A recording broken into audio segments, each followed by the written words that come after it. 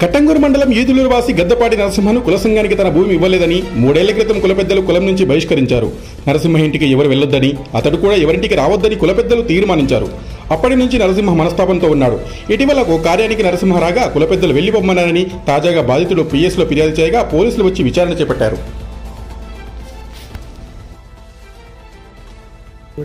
మొత్తం మమ్మల్ని మొత్తం కుల బహిష్కరణ చేసి నానా హింసలు పెడుతుర్రు. పెళ్లిళ్ళకి వస్తలేరు, రాణిస్తలేదు సార్. మమ్మల్ని చాలా 6 గంటల సార్లు మాకు మొత్తం నిరుత్సాహం పెడుతుర్రు. ఇన్సల్ట్ అయిపోతుంది మాకు. కులవాడు కూడా మా ఇంటికి రాకుండా వాళ్ళు ఒకటి బాగుపోట కార్యాలకు పెళ్లిళ్ళకి ఏడు పిలుస్తలేరు, పిల్లలు కూడా తలుస్తలేరు. పోతే వాళ్ళు కూడా రాణిస్తలేరు నా కాడికి. తల్లి తినవు సార్.